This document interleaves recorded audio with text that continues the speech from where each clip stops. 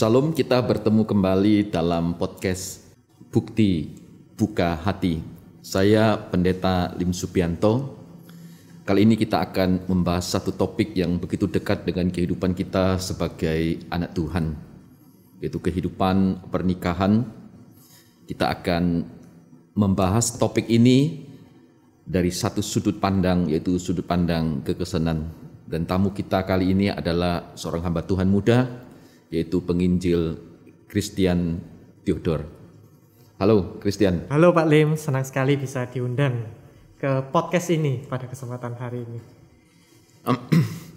Sukacita kita bisa ngobrol bersama dalam kesempatan ini. Apalagi kan Christian barusan menikah ya. Ya, puji Tuhan, akhirnya. Dalam perjalanan pernikahan itu ya, adalah persiapan pernikahan sebelum kita mengatakan I do, saya bersedia gitu ya. Christian bagaimana bisa meyakinkan diri bahwa Margaret atau Fang Fang itu adalah pasangan yang tepat yang memang Tuhan sediakan gitu. Iya. Kalau bicara soal kok bisa sampai titik yakin dia the one itu gimana gitu ya. Tentu kalau misalkan bicara soal relasi gitu ya Pak Lim, bagi saya kalau siapapun itu, kita itu diberi free will gitu bagi saya. Jadi ketika kita memilih pasangan hidup pun saya rasa itu sama halnya. Sama halnya ketika kita memilih pasangan hidup itu tentu ada free will, dan saya yakin kita sebagai orang Kristen gitu ya, maupun saudara sekalian, ketika kita mengharapkan sesuatu yang besar khususnya, misalkan itu memilih pekerjaan atau memilih kampus yang mana, atau apalagi pasangan hidup, kita itu selalu memulai dengan berdoa gitu. Itu tentu satu hal yang umumnya sebagai orang Kristen itu lakukan. Tapi kita tahu juga ketika kita berdoa pun pada akhirnya ketika kita membangun relasi itu di jenjang pacaran, tahap pengenalan itu sendiri tentu ada penyesuaian, ada pengenalan. Tadi kan Kristen bilang berdoa gitu ya. Benar. Apakah ada konfirmasi misalnya gitu ya? Kalau kita lihat di dalam Alkitab Perjanjian Lama gitu ya, katakanlah Gideon dia berdoa minta konfirmasi gitu ya. Ada pengalaman seperti itu gitu. Nah, puji Tuhan nggak ada Pak Lim. Jadi maksudnya ketika berdoa itu pun tidak ada satu tiba-tiba iya itu mukanya terang bersinar-sinar. Oh ini yang benar, Margaret ini yang the one itu. Ternyata tidak ada. Gitu. Bukan begitu. Pas di kampus kira-kira berdoa itu ya. Besok pagi kalau saya buka jendela langsung hujan turun gitu. Iya. Ternyata bukan seperti itu. Tetapi justru ketika kita memulai sama Tuhan gitu ya. Saya rasa bukan hanya ketika kita memilih pasangan hidup. Tetapi misalkan dalam banyak sekali pilihan gitu ya. Dalam kita menentukan apa. Bisa nggak salah gitu. Saya rasa bisa. Bisa salah gitu. Tetapi yang jauh lebih penting apakah kita itu benar-benar menikmati proses itu. Benar-benar kita itu berjalan sama Tuhan atau enggak. Kayaknya itu yang jauh lebih penting dibandingkan kita sekedar memilih, oh ini yang benar, ini yang salah. Dari dalam proses berjalan dengan Tuhan, baru nanti akhirnya Kristen mengatakan, ya saya bersedia, I do gitu. Benar. Karena bagi saya ketika mengatakan I do itu pun bukan hanya kepada dia. Oh aku menerima dia dalam suka, dalam duka, tetapi justru yang pertama harusnya I do Tuhan, aku mau menikah gitu, dengan dia. Sebagian kan juga mengambil satu jalan yang berbeda, katakanlah hidup lajang, tidak menikah gitu loh. Apa tidak terlintas dalam pemikiran Kristen? Karena menikah kan ada kesulitan-kesulitan yang jauh lebih dibanding dengan katakanlah mereka yang mungkin mengambil jalan tidak menikah, lajang gitu. Pernah terpikir nggak? Saya sempat terpikir. Kenapa sempat terpikir? Karena bagi saya ketika saya belajar pun, ketika saya studi khususnya di seminari, saya mendapati bahwa ternyata tidak semua orang terpanggil untuk menikah gitu. Ada yang memang Tuhan panggil untuk melajang, ada yang Tuhan panggil untuk menikah. Kenapa pikiran itu sempat muncul gitu ya? Kenapa saya secara pribadi bisa sempat muncul untuk melajang gitu? Karena saya sendiri ketika masuk pelayanan, ketika bergereja, saya awalnya adalah background keluarga Buddha gitu. Jadi ketika datang ke gereja, ketika beribadah di gereja, mulai SMA gitu ya, saya terbiasa seorang diri. Saya terbiasa, ke gereja ya berangkat sendiri, pelayanan, setelah itu mau kongko-kongko sama teman-teman, mau main sama teman-teman, ya terserah. Jadi masa remaja itu tidak sempat katakanlah ya pacaran atau cinta monyet gitu ya? Oh, kalau remaja sempat. Sempat ya? Tapi yang maksud saya adalah ketika itu yang muncul di benak saya adalah kayaknya kalau mikirin berdua atau ada orang lain yang mendampingi saya, kayaknya kok susah ya. Apa enggak lebih enak sendiri bisa melakukan ini, melakukan itu, enggak perlu ketika berpikir susah. Nah, kenapa akhirnya memutuskan ya saya bersedia, ya. Nah, itu ceritanya gini Pak Lim. Ketika muncul ada pemikiran, aku mau melajang aja dah gitu. Kayaknya nggak perlu repot-repot, kayak nggak perlu pikiran itu dipenuhi sama konflik-konflik dengan ada konflik relasi gitu. Tetapi dalam perjalanan hidup saya gitu ya, saya merasakan bahwa ternyata saya tidak terpanggil untuk itu. Saya tidak terpanggil untuk itu. Bagaimana taunya? Karena taunya adalah ketika saya memang menjalani pelayanan ini, ketika berelasi dengan jemaat atau ketika pelayanan itu ada satu kebutuhan, bisa dibilang memang aku butuh seorang partner yang saya dengan pasangan saya perlu bersama-sama melayani bersama dalam satu. Dengan kata lain, tidak baik manusia itu seorang diri. Benar, gitu ya. Benar. Membutuhkan seorang penolong yang sepadan gitu. Iya, benar. Nah, ketika Kristen mengatakan I do gitu ya. Target ke depan gitu ya, tujuan pernikahan ke depan itu apa gitu? Kalau ketika dua orang pria dan wanita itu tentu punya satu visinya sendiri-sendiri. Jadi saya bisa bilang ketika target apa yang ingin dicapai melalui pernikahan ini, tentu kami harus berdiskusi terlebih dahulu.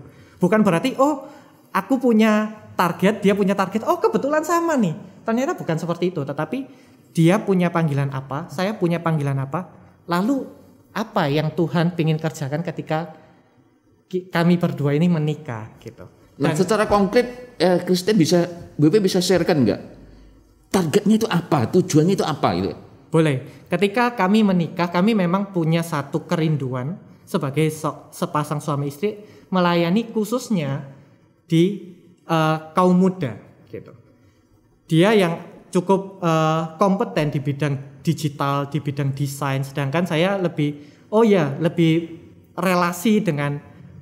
relasi secara personal dengan anak-anak mudanya. Dan di sana kami menemukan ternyata kita bisa saling melengkapi nih di bagian itu dan kita bisa melayani bersama-sama di bagian itu.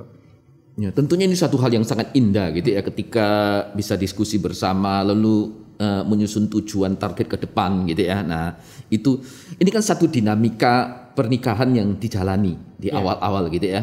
Nah, ini kan baru pulang juga dari honeymoon ya saya. Iya, benar. Nah, selama honeymoon perasaannya kayak gimana itu? Wah, kalau dibilang perasaannya gimana? Happy tentu. Karena ada satu peristiwa baru, momen baru yang sebenarnya nggak ada masa percobaannya. Kalau pacaran kan bisa berkali-kali kan, bisa dengan gini toh rasanya pacaran. Tapi kalau nikah kan, ini pertama kali, gini rasanya tinggal berdua dengan kekasih kayak gitu. Itu ada perasaan yang kalau orang bilang susah lah digambarin. Nah, ketika menjalani gitu ya sampai saat ini ya, ini kurang lebih sudah berapa lama ini? Baru hampir 1 bulan. Hampir 1 bulan gitu ya. Sempat terlintas enggak pemikiran sebagian orang bahwa menikah itu karena jodoh gitu loh. Nah, pengertian Kristen tentang jodoh itu gimana sih? Kalau bicara soal jodoh sebenarnya memang saya percaya bahwa Tuhan itu menyiapkan pasangan, the only one gitu. Pasangan yang cocok gitu. Tetapi bukan berarti kayak kita harus menunggu yang cocok yang mana ya? Kayaknya yang ini. Kayaknya yang itu gitu. Tetapi yang saya yakini adalah seperti ini. Ketika Tuhan memang menyiapkan seseorang yang sepadan, yang pas gitu. Itu pun ada part kita yang juga bekerja di sana. Ada bagaimana ketika kita semakin mendekatkan diri dengan Tuhan, kita semakin peka. Bagaimana ketika kita berelasi dengan orang-orang yang ada, ketika kita berelasi dengan teman kita, akhirnya ada satu, ya saya bisa bilang dipimpin oleh Tuhan, bahwa dialah dalam obrolan sehari-hari gitu ya, di kalangan anak-anak gitu ya, remaja, pemuda. Nah, konsep jodoh itu kan mereka selalu bangun dalam pengertian begini, kalau bukan sama si A, berarti bukan gitu. Harus sama si A, karena dijodohkan sama si A gitu. Jadi kalau nggak ada, bukan sama si A, ini berarti bukan jodoh. Apakah memang perspektif Kristen itu melihat pernikahan itu seperti itu gitu? Tentu ketika kalau misalkan berbicara tentang satu orang yang exact gitu, itu tentu kalau misalkan Alkitab pun cuman satu bagian atau satu bagian aja yang berbicara tentang itu. Ketika Abram gitu ya, ketika budaknya disuruh mencari jodoh untuk anaknya gitu. Nah itu cuman satu kisah itu toh. Tetapi kalau kita lihat Alkitab secara umum gitu ya, kita tidak temukan bahwa ketika berbicara mengenai pasangan, oh ya udah ada satu orang yang kamu nggak perlu khawatir, kalau bukan itu ya udah gitu. Nah, supaya nanti anak-anak remaja, dia pemuda yang mau menikah, mempersiapkan diri sambil nanti jenjang mengatakan yes I do gitu ya. Kira-kira gambaran jodoh gitu ya, secara umum yang kita bisa sharekan kepada mereka, langkah apa yang mereka bisa ambil atau kriteria dalam memahami jodoh itu gimana? Bagi saya seperti ini Pak Lim. Satu tentu kita yang tadi terus menerus saya katakan adalah kita punya relasi yang baik dengan Tuhan, gitu ya. Kita punya relasi yang baik dengan Tuhan. Kita dekat dengan Tuhan, barulah setelah itu. Kenapa itu menjadi penting? Karena seringkali orang ataupun saya pun pernah mengalami gitu ya, jatuh ke dalam relasi itu karena kosong, karena tidak ada relasi itu. Jadi sebenarnya butuh seseorang memperhatikan saya, karena misalnya kurang kasih sayang orang tua, kurang perhatian, akhirnya mencari dari orang lain. Sehingga kalau misalkan kita itu belum penuh di dalam Kristus gitu ya, kita tidak punya relasi yang intim itu dengan Kristus, akhirnya kita itu seolah-olah memaksakan atau bisa nggak kita membatasi diri misalnya begini, kriteria pertama itu harus seiman begitu? Yes, itu tentu. Lalu kan kalau kita memahami seiman, lalu di Alkitab kan ada bagian-bagian tertentu selalu mengatakan jangan kamu mengambil pasangan dari orang-orang suku bangsa di sekitarmu, ya. Tapi pilihlah yang ada di antara kamu gini. Nah itu kan membatasi diri supaya tidak menikah dengan orang-orang di luar lingkup mereka dalam pengertian pemahaman iman penyembahan mereka kepada Tuhan gitu. Ya, memang benar. Kayak kenapa Alkitab itu dengan jelas mengatakan bahwa carilah yang memang seiman dan sepadan gitu ya. Seiman pun bisa saya katakan belum tentu sepadan. Kenapa? Karena setiap orang, kita meyakini juga setiap orang punya kerohanian yang berbeda-beda gitu. Jangan sampai ketika memang seiman gitu ya, memang seiman, tetapi satu memang justru masih petobat baru misalnya, tapi satu memang sudah melangkah lebih lama. Justru itu yang perlu ada penyesuaian-penyesuaian yang perlu kita perhatikan. Bukan sekedar seiman, tetapi ada satu kata yang cukup penting sana, sepadan. Gitu. Ada anak muda sekarang berpikir agak pragmatis. Nanti saya bawa dia mengenal Tuhan gitu. Jadi menikah dalam pengertian tanda petik itu memenangkan yang bersangkutan.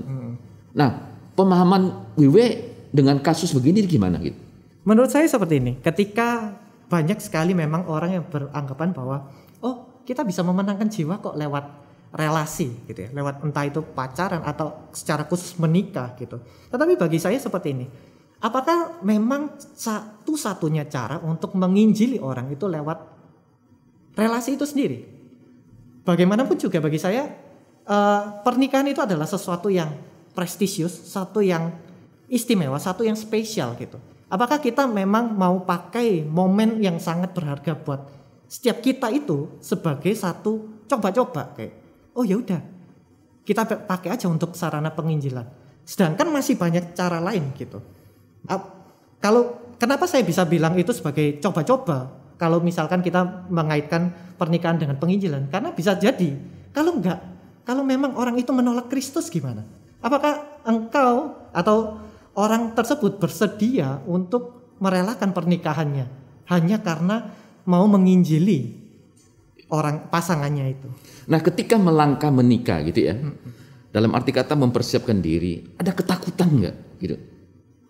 Kalau saya memang kalau misalkan bicara soal ketakutan, kekhawatiran tentu ada.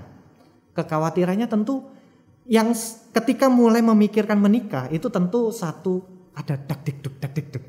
Karena apa? Kayak kok bisa ya? Saya itu satu hal yang terus menggelisahkan saya itu adalah seperti ini, Pak. Bagaimana mungkin orang itu bisa seorang single itu nabung berapa lama sampai bisa nikah?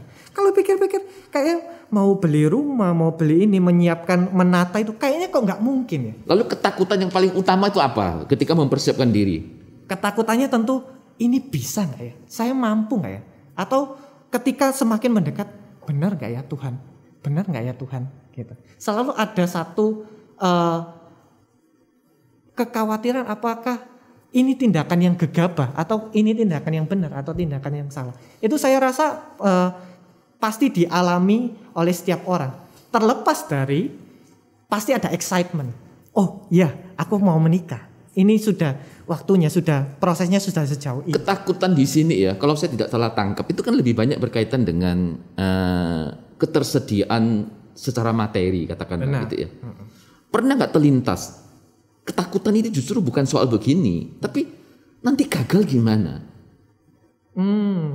Kalau soal itu terus terang, kalau saya secara pribadi, setiap orang berbeda-beda ya. Tapi kalau saya secara pribadi nggak ada. Jadi mantap gitu ya? Mantap. Tuhan akan memelihara sampai akhir gitu kira-kira ya. Wah ini luar biasa ini kan. Karena kan sebagian orang kan ketika melangkah gitu ya, juga dihantui gitu. Nanti saya bisa melangkah sejauh berapa lama? Nanti tiba-tiba tahun keberapa bisa buyar enggak gitu kan ya? Nah itu kan juga menjadi satu ketakutan pergumulan tersendiri bagi sebagian anak gitu ya, remaja yang ada ketika mempersiapkan diri menikah gitu.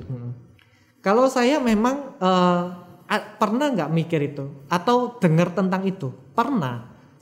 Apalagi misalkan orang-orang umumnya ya, nggak tahu kalau di lingkungan saya itu gini, ketika tahu mau menikah, oh ya ingat ya, makanya ucapan happy wedding itu selalu selamat menempuh hidup baru, mereka sangat dalam tanda kutip tabu menggunakan selamat berbahagia karena kayaknya pernikahan itu digambarkan satu hal yang menyeramkan. Kelihatannya bagus loh, tapi ketika dimasuki loh kok kayak gini.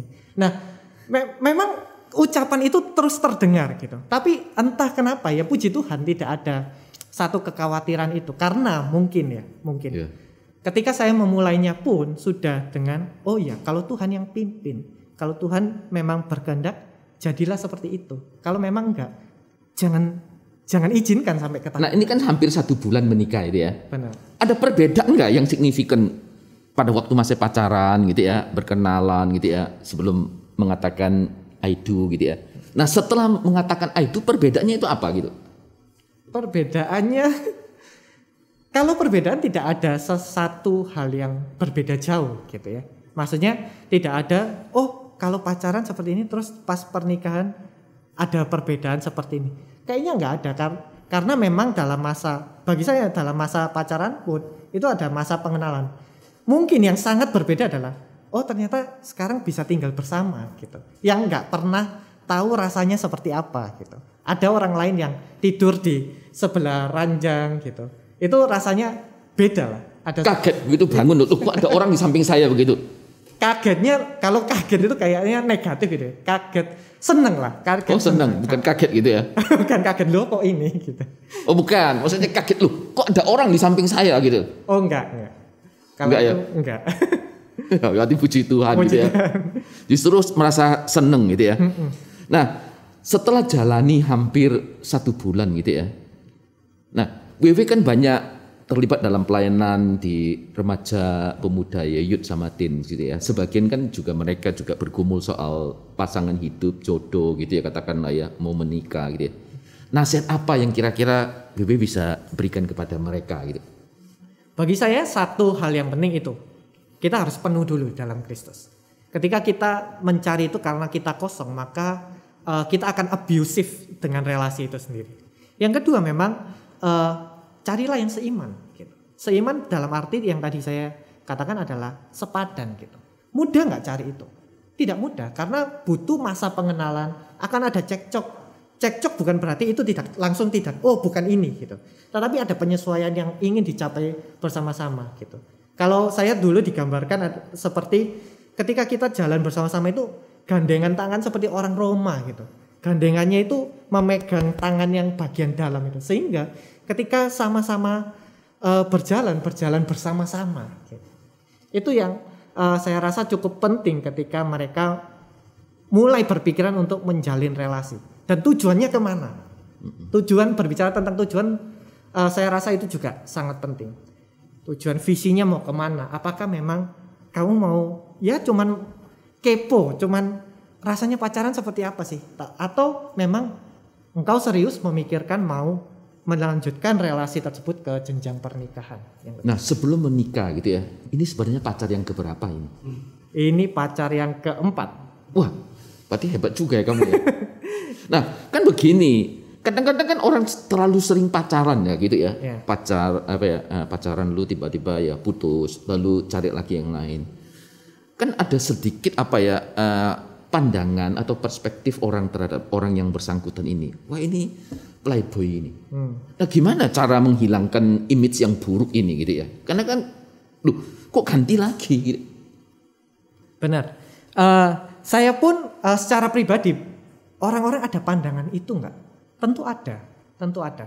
Tetapi satu hal yang jauh ketika saya bisa melewati sampai memutuskan Margaret ini yang terakhir gitu ya. Satu hal yang saya sadari adalah yang pertama mengakui siapa diri kita gitu. Saya waktu itu jelas-jelas mengakui ke dia maupun ke teman-teman saya bahwa iya, aku ini enggak sempurna. Aku kalau bisa dibilang adalah kalian bilang playboy, memang playboy. Kenapa? Karena dalam proses itu kalau nggak tahu ya cara pikir perempuan gimana. Kalau cara pikir cowok gitu ya, seringkali oh ini ngelihat yang lebih baik, mau cari yang lebih baik. Ngelihat oh ini kayaknya lebih baik lagi, cari yang lebih baik. Nah sampai satu titik saya pikir mau sampai kapan kayak gitu. Pola pikir seperti itu. Tetapi ketika memang mengakui iya Tuhan, kayak aku ini memang penuh dosa, aku memang banyak maunya, banyak kriterianya. Tapi kalau itu terus yang dipertahankan mau sampai kapan? Cara pikir saya adalah waktu itu oke, aku menerima bahwa aku nggak sempurna. Kalau aku yang nggak sempurna ini nyari yang sempurna, siapa lu gitu? Tuhan mungkin bilang siapa lu nggak sempurna nyari yang paling sempurna. Gitu. Ya nggak ada ya. Nggak ada. Gitu. Nah kan ada sebagian orang karena menghindari image yang tadi kita sebutkan ya. Nah mereka agak hati-hati gitu ya. Dalam pengertian mereka ada satu idealisme yang mereka bangun bahwa nanti saya kalau sudah ketemu satu ya satu itu gitu. Jadi ada pengertian begini, seperti orang ngomong ijian cungcing gitu ya. Satu kali lihat delok itu ya, lalu jatuh cinta, lah inilah berikutnya gitu. Sudah nggak ada yang lain gitu. Nah orang-orang yang punya idealisme gini itu gimana menurut Wewe? Bagi saya seperti ini Pak Lim. Ketika ada nggak orang yang sekali menjalin relasi langsung ke pernikahan? Ada gitu. Apakah itu Alkitabiah nggak? Alkitabiah. Lalu yang beda-beda ganti-ganti pacar Alkitabiah nggak? Alkitabiah. Cuman bagi saya seperti ini. Bedanya di mana gitu? Bedanya. Nah, sekarang bedanya. Bagi saya gini. Ketika seseorang itu memutuskan aku mau satu sampai selamanya, itu adalah pemikiran yang baik. Pemikiran yang berarti dia memang serius dengan relasinya.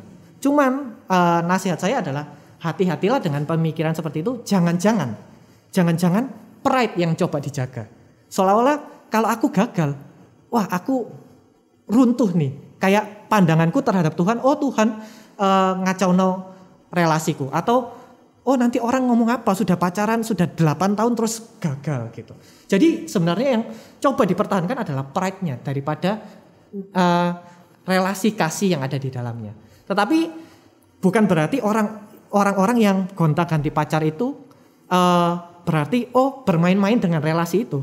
Selama dia memang meyakini bahwa tujuanku mau ke pernikahan, lalu di tengah-tengah jalan gagal, it's okay.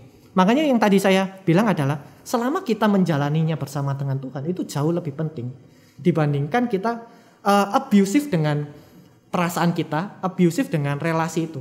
Berapa banyak dari anak muda ingin mempertahankan relasi yang sudah toksik, yang sudah nggak karu-karuan lah, hanya karena itu, karena ada idealisme yang dipegang atau karena ada pride, ada harga diri yang harus dipertahankan, sehingga orang-orang ini memilih ya udahlah nggak apa-apa dipukuli, yang penting aku setia sampai mati, bahasa mereka itu setia sampai pernikahan gitu.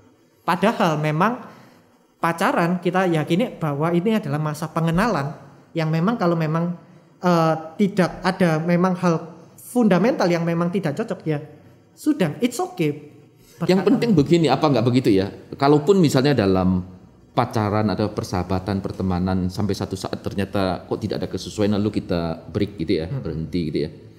Jadi yang penting adalah dalam masa perpacaran itu kekudusan, kita menghormati pasangan kita jaga, itu mungkin jauh lebih baik. Benar, saya setuju dengan hal itu. Sehingga kita tidak menyakiti, kan begitu ya? Ya, tetap menghargai dia sebagai satu pribadi yang utuh di hadapan Tuhan gitu. Benar. Jadi ketika relasi itu berakhir pun sebenarnya ada nggak sakit hati, ada, tetapi kita tidak melanggar kekudusan yang merusak masing-masing pribadi itu. Makanya kekudusan itu sangat-sangat penting dalam relasi apapun. Ya, puji Tuhan ya untuk apa ini. Lalu dalam pernikahan ke depan gitu ya, untuk tahun-tahun yang akan dijalani gitu ya, ekspektasi harapan yang dibangun gitu ya, apakah berkaitan dengan anak, berkaitan dengan karir pelayanan, kalau boleh dikatakan seperti itu ya gitu ya. Pernah punya gambaran nggak, bayangan nggak, apa yang kira-kira ingin dicapai terakhir gitu? Yang saya goal utama atau satu hal yang menjadi kerinduan saya terbesar adalah sebenarnya kami berdua pernah ngobrol gitu, apa sih yang menjadi the most important thing gitu ya ketika kita menikah gitu. Kami sejujurnya ingin kalau bisa, kalau Tuhan kasih anugerah gitu ya, melalui pernikahan ini memang banyak orang terberkati dan banyak orang memang tidak takut untuk menikah gitu. Banyak anak muda itu seringkali kenapa Kristen bisa mengatakan takut menikah itu, kenapa?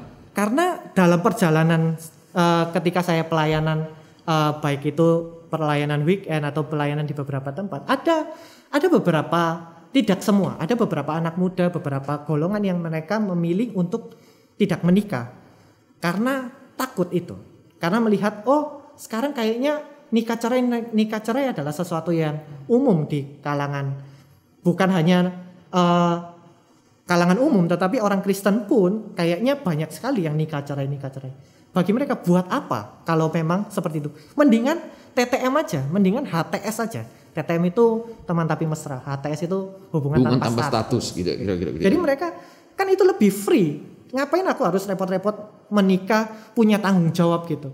Nah ini berujung pada ada satu kelompok lagi yang mereka mengatakan child free, nggak usah punya anak lah. Yang penting karir. Nah sering banyak mungkin ada kegelisahan itu, ada ketakutan itu ketika melihat fenomena-fenomena yang ada. Sehingga mungkin bisa jadi itulah yang mereka akhirnya simpulkan, mendingan aku melajang aja. Apa bukan justru karena latar belakang atau pengalaman masa lalu dalam kehidupan yang dia lihat dari keluarga intinya sendiri gitu ya, mungkin ya katakanlah orang tuanya atau siapanya gitu ya pernah mengalami kegagalan sehingga menyebabkan dia mulai ketakutan gitu. Benar, itu salah satunya yang paling dominan sejauh ini memang. Ya. Ada pengalaman pribadi, pengalaman bagaimana mereka melihat orang tuanya berelasi sehingga mereka akhirnya ada ketakutan itu. Tetapi itu memang menjadi, kalau bicara harapannya seperti itu. Tetapi apakah itu, kalau tadi Pak Lim bilang tujuan, itu bukan menjadi tujuan kami. Maksudnya gini, jangan sampai disalah mengerti kayak tujuannya mau pamerin nih pernikahan yang ideal. Nanti jatuhnya jadi fake nih, kayak nunjukin yang baik-baik aja padahal di rumah kacau balau. Tetapi itu memang kalau harapan kami seperti itu. Kalau tujuan kami adalah memang tujuannya melalui pernikahan kami pun bisa berdua ini melayani satu Tuhan yang sama, melayani pelayanan yang Tuhan percayakan. Nah dalam dinamika gitu ya pernikahan keluarga atau kehidupan rumah tangga yang sudah dibangun sampai hari ini ya kurang lebih 1 bulan gitu ya, ada konflik nggak ya? Kalau konflik yang besar nggak ada. Kalau konflik-konflik kecil ya tentu ada. Nah, ketika menghadapi konflik lah gitu ya, karena besar kecil kan relatif gitu ya. Ya. Cara ngatasi yang paling baik itu gimana? Cara ngatasi, kalau setiap orang, setiap relasi punya caranya sendiri-sendiri ya. Tapi bagi kami yang paling penting adalah komunikasi. Yang dimana komunikasi itu berbicara tentang apa yang orang itu rasakan. Seringkali yang menyebabkan susah dimengerti adalah langsung kita itu nembak gitu. Kamu kok kayak gini sih? Kamu kok kayak gini? Tapi kami belajar. Kadang keceplosan nggak kayak gitu, keceplosan. Tetapi yang kami belajar adalah aku merasa sedih karena aku rasa kamu itu nggak perhatiin aku gitu. Jadi lebih menjelaskan apa sih yang dia rasakan apa. Jangan-jangan ketika dia ungkapkan itu, orang tersebut nggak ngerasa, oh ada salah paham di sana. Jadi lebih mengutarakan bagaimana apa yang dia rasakan, apa yang saya rasakan, apa yang dia rasakan secara pribadi ketika konflik itu terjadi dibandingkan saling adu serang gitu. Karena prinsip saya ketika ada konflik bukan you versus me, tetapi us versus the problem. Problemnya apa? Yuk sama-sama gitu. Jangan sampai ya karena ada konflik kita jadinya ini konfliknya dilupain tapi serang-serangan aku dan kamu nih. Kita nggak bahas masalahnya. Tetapi kayak Soviet sama Ukraina lagi. Iya. Jadi yang penting kan duduk sama-sama ngomongin masalahnya. Oh, masalahnya ternyata salah paham. Oh, masalahnya salah pengucapan atau salah pemakaian kata-kata yang menyinggung kayak gitu. Nah, itu kan butuh kesediaan juga meminta maaf gitu ya. Benar. Ketika kita menyadari hal seperti yang dikatakan oleh WW gitu ya. Nah, gampang nggak mengatakan sorry gitu ya. Tadi saya kok keceplosan. Ya, tentu itu hal yang sulit. Apalagi kadang itu kita sebagai cowok gitu ya. Ada pride yang harus dijaga katanya. Ada harga diri yang harus dijaga. Jadi ada nggak kalanya saya itu kayak nggak usah say sorry, biar tahu rasanya gitu. Ada. Tapi mau untuk apa sih pertahanin itu? Kalau memang kita menyakiti, terlepas kita itu merasa diri kita itu memang beneran salah atau kita merasa diri benar, namanya juga kita menyinggung kok. Berarti kan ada kesalahan juga dari kita. Say sorry aja. Toh kenikmatan atau pride yang dijaga itu nggak bertahan berapa lama kok. Gitu. Yang jauh lebih penting adalah ada kasih yang terus dinikmati di dalam rumah itu. Kalau di rumah aja kita itu nggak betah itu mau lari kemana, mau tidur di mana? Gitu. Ya begitu ya. Iya. Nah, untuk terakhir ini, kira-kira kalau membimbing remaja gitu ya atau youth gitu ya dalam persiapan pernikahan mereka gitu ya, nasihat apa yang tepat yang boleh diberikan kepada mereka gitu? Terlepas dari yang tadi sudah saya katakan gitu ya, satu hal yang penting adalah ketika kita melangkah bersama-sama dengan Tuhan, it's okay.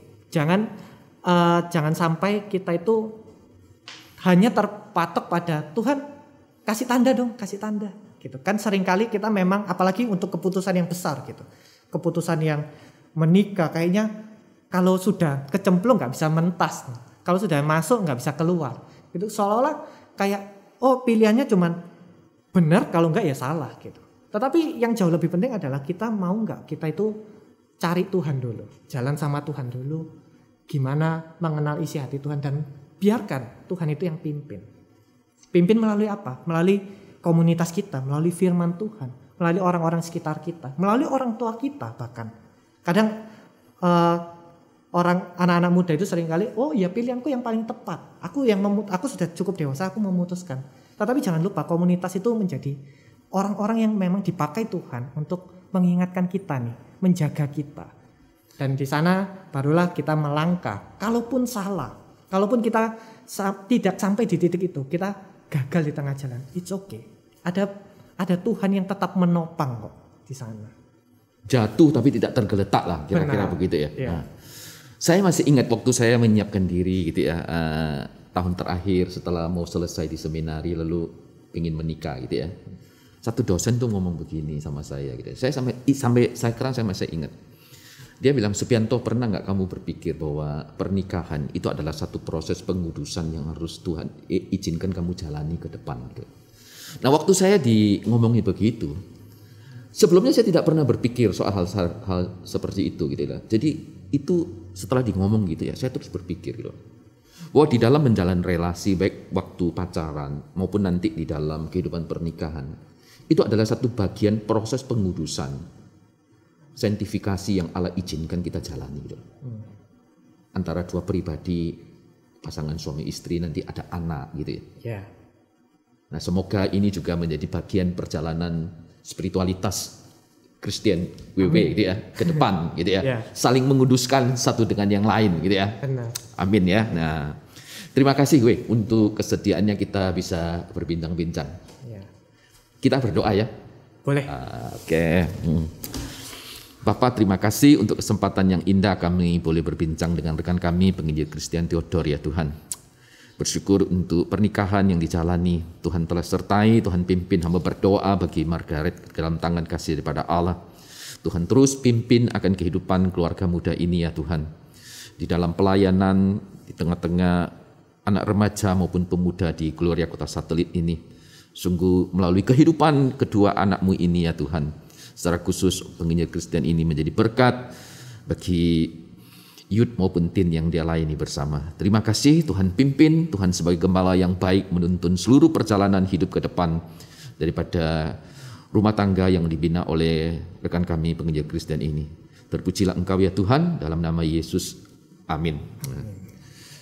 Terima kasih untuk kesediaan saudara untuk mengikuti acara kami, mendengar akan obrolan kami melalui podcast Bukti Buka Hati. Saya Pendeta Lim Supianto. Saya Christian Theodore.